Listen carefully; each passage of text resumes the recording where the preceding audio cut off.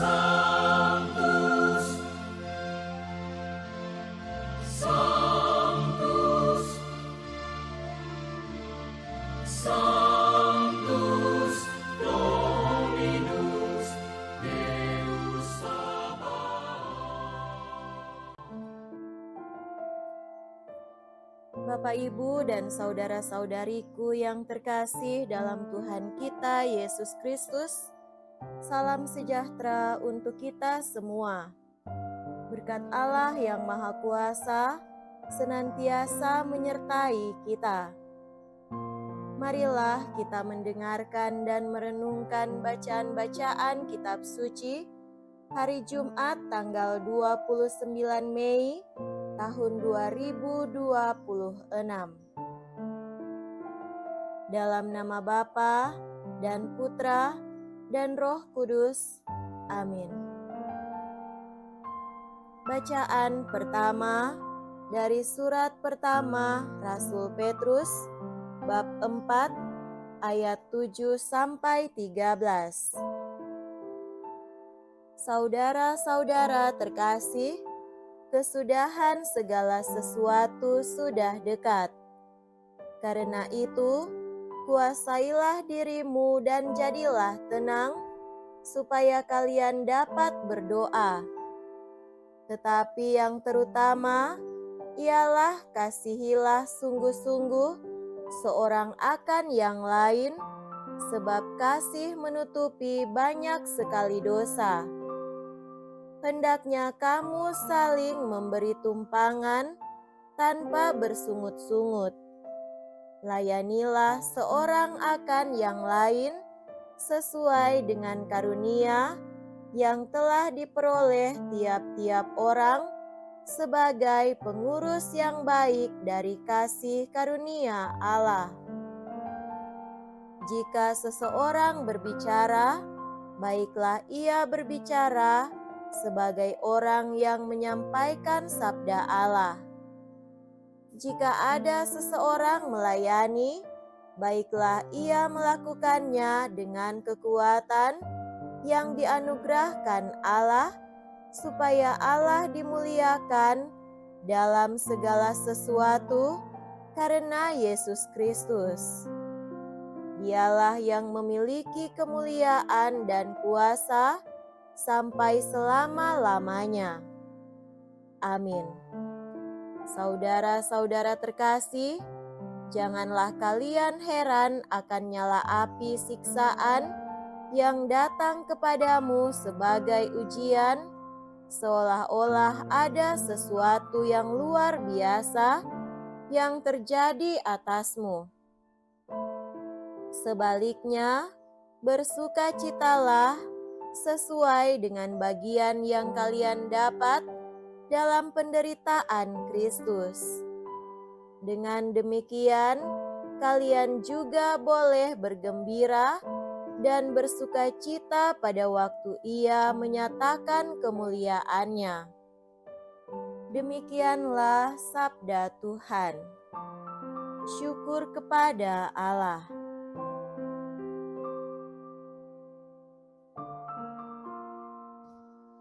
Semoga Tuhan beserta kita sekarang dan selama-lamanya. Inilah Injil suci menurut Santo Markus. Dimuliakanlah Tuhan. Injil Markus bab 11 ayat 11 sampai 26. Pada waktu Yesus tiba di Yerusalem, Ia masuk ke bait Allah dan meninjau semuanya. Tetapi karena hari sudah hampir malam, Ia keluar ke Betania bersama ke-12 muridnya. Keesokan harinya, sesudah mereka itu meninggalkan Betania, Yesus merasa lapar. Dan dari jauh Ia melihat pohon ara yang sudah berdaun. Ia mendekatinya untuk melihat, kalau-kalau ia mendapat apa-apa pada pohon itu.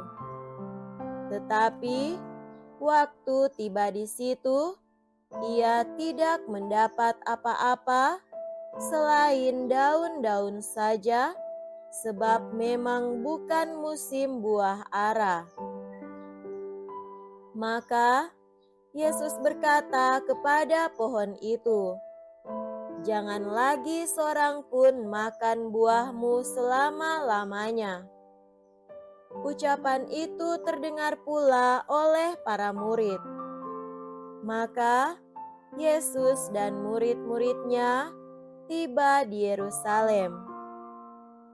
Sesudah masuk ke bait Allah, mulailah Yesus mengusir orang-orang yang berjual beli di hadapan bait Allah.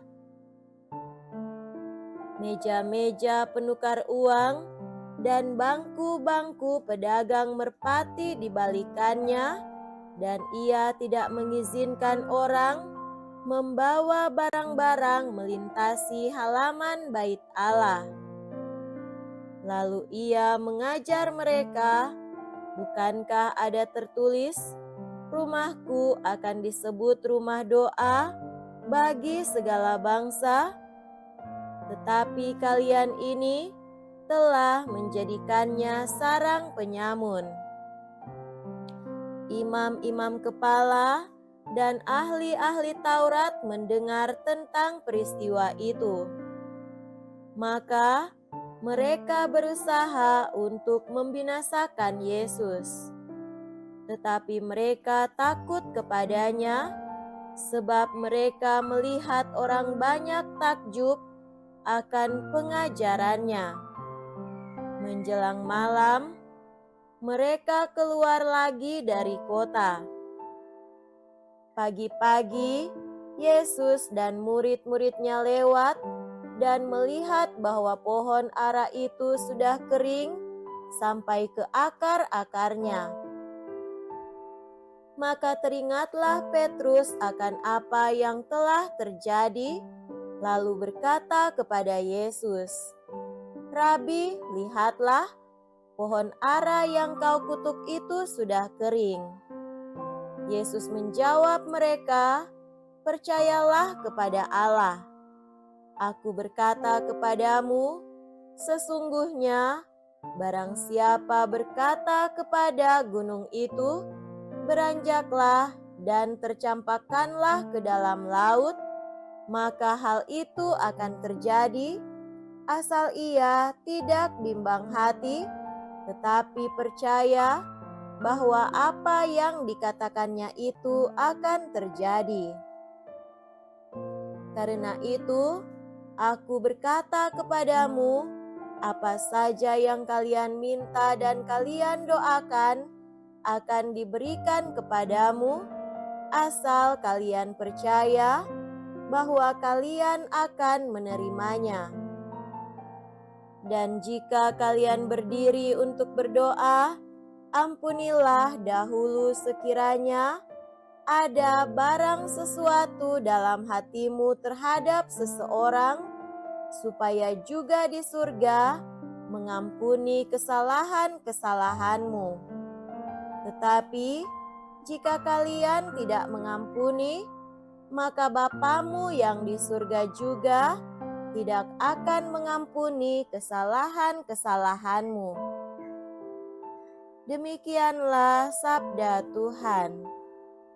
Terpujilah Kristus.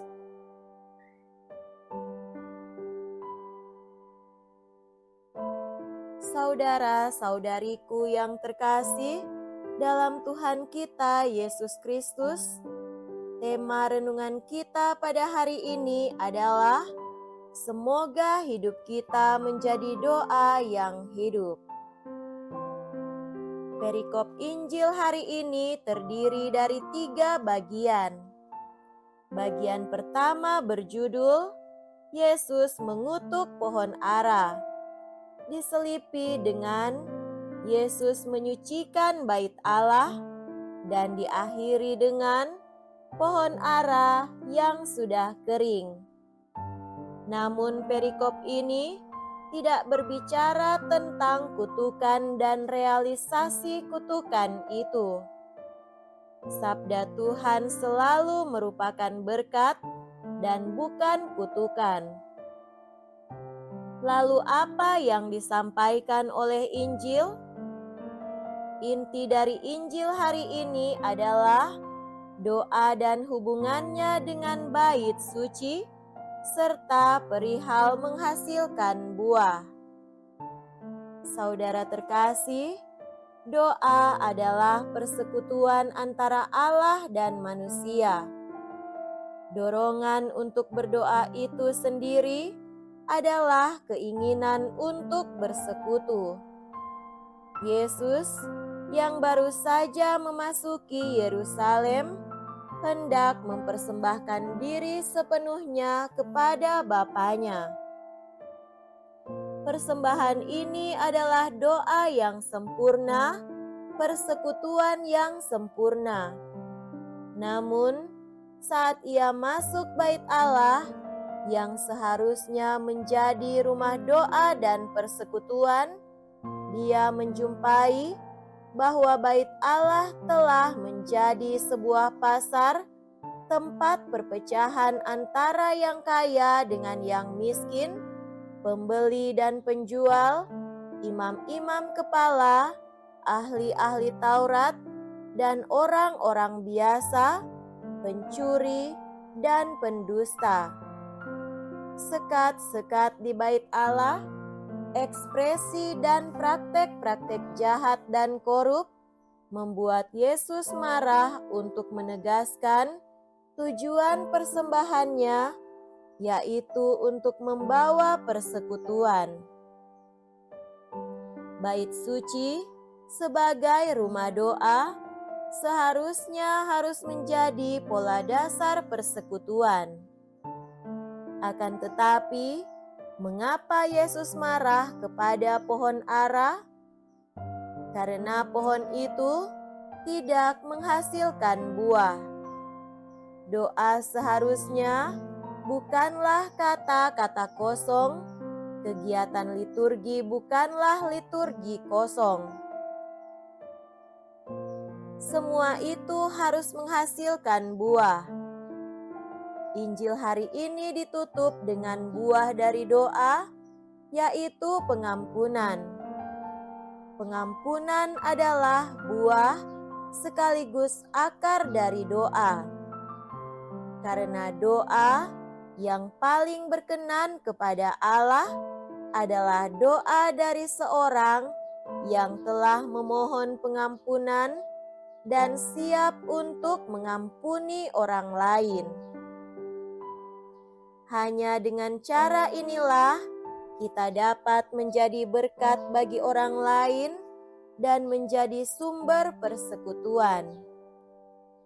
Saudara-saudari yang terkasih, semoga hidup kita menjadi doa yang hidup dan pantas dipersembahkan kepada Allah dan bagi kita satu sama lain. Semoga kita menjadi saudara dan saudari Yesus yang berkenan membangun persatuan dan bukan menjadi penyebab kemarahannya karena menyulut perpecahan dan kebencian. Semoga demikian. Amin. Dalam nama Bapa dan Putra dan Roh Kudus. Amin.